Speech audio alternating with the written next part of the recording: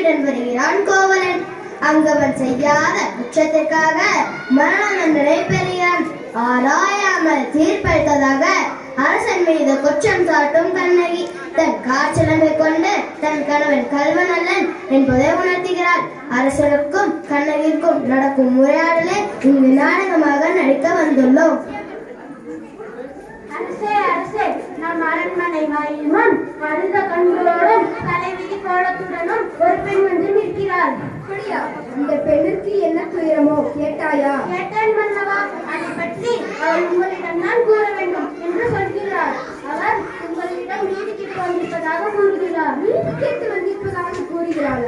சரி, அந்த பெண்ணை அழைத்து வா. அரசன் எங்களை அழைக்கிறார். ஆஞ்சோர்களும் சான்றோர்களும் எழுந்திருக்கும் அவையிலே நடுநாயமாய் மன்னர் வீற்றிருக்க அரசவைக்குள் நுழைகிறார் கண்ணகி.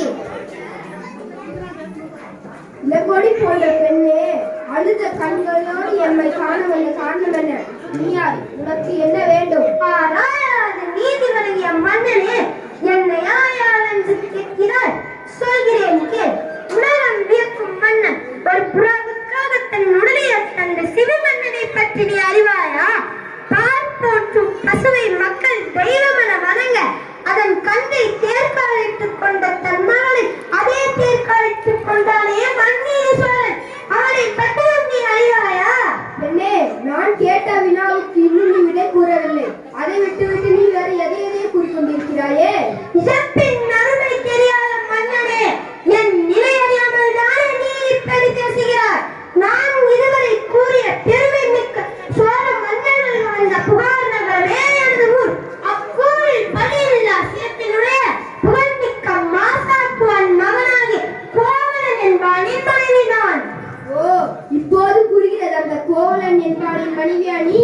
போரும் மன்னா, என் கணவனுக்கு உனக்கு என்ன தகுதி இருக்கிறது? ஊர் விலை பெயனால் உன் ஊருக்கு வந்து என் காற்றினத்தை விற்க வந்து என் கணவனை நீ அநியாயமாக கொண்டு விட்டார். நீ செய்தது தகுமா?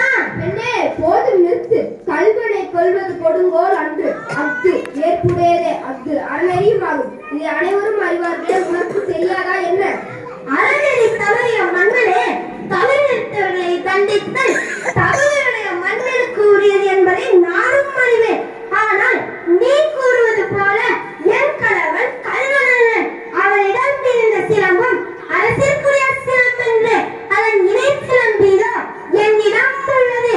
என் காற்சிலம்பின் பொருள் மாணிக்க கற்களால் ஆனது. பெண்ணே, நீ சொல்வது உண்மைதானா?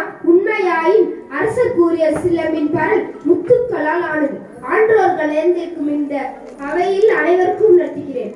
யாரெங்கே கோவலிடமிருந்து கைப்பற்றிய சிலம்பை கொண்டு வா. சிலம்பை பெற்ற மன்னர் அதை கண்ணகியிடம் கொடுக்கிறார். பெண்ணே, இதோ உன் கண்ணவினிடமிருந்து கைப்பற்றிய சிலம்பு. கண்ணகி அச்சிலம்பை கையில் எடுக்கிறார்.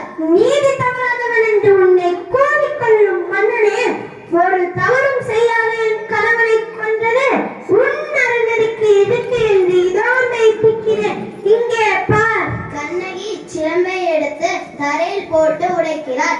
அதிலிருந்து மாணிக்க கல் ஒன்று அரசனின் முகத்தில் பட்டு தெரித்து விஷுகிறது. தவறிழைத்து விட்டேனே, பிறர் சொல் கேட்டு பெரும் பிழை செய்தேனே.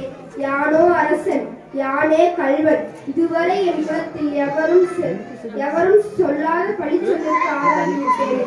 இனிமேலும் யான் உயிரோடு இருந்தால் தகுமா?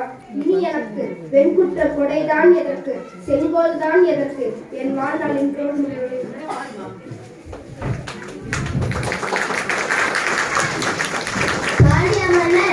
தவறாக வழங்கிய தீர்ப்பால் உண்டான பழிச்சொல்லுக்கு அஞ்சி அரியணையிலிருந்து தரை மீது